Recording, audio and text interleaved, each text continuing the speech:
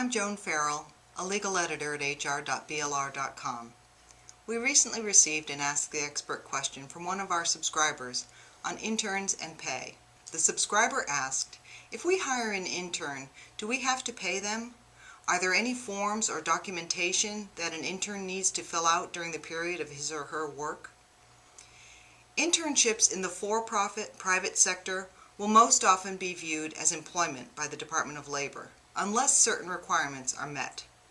Interns who qualify as employees rather than trainees typically must be paid at least the minimum wage and overtime compensation for hours worked over 40 in a work week.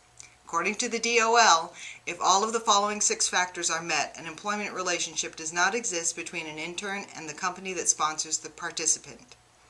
The internship, even though it includes actual operation of the facilities of the employer, is similar to training that would be given in an educational environment. The internship experience is for the benefit of the intern. The intern does not displace regular employees, but works under close supervision of existing staff. The employer that provides the training derives no immediate advantage from the activities of the intern, and on occasion its operations may actually be impeded. The intern is not necessarily entitled to a job at the conclusion of the internship, and the employer and the intern understand that the intern is not entitled to wages for the time spent in the internship. If no employment relationship exists, the participants are not subject to the FLSA. In general, the more an internship program is structured around a classroom or academic experience, as opposed to the employer's actual operations, the more likely the internship will be viewed as an extension of the individual's educational experience. This often occurs where a college or university exercises oversight over the internship program and provides educational credit. The more the internship provides the individual with skills that can be used in multiple employment settings, as opposed to skills particular to one employer's operation, the more likely the intern would be viewed as receiving training. Under these circumstances, the intern does not perform the routine work of the business on a regular and recurring basis, and the business is not dependent on the work of the intern. On the other hand, if the interns are engaged in the operations of the employer or are performing productive work, for example, filing, performing other clerical work, or assisting customers, even though they may receive some benefits in the form of a new skill or improved work habits, an employment relationship may still exist because the employer also benefits from the intern's work.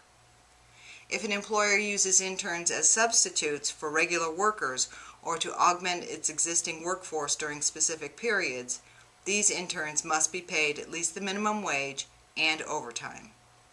If the employer would have hired additional employees or required existing staff to work additional hours had the interns not performed the work, the interns will be viewed as employees.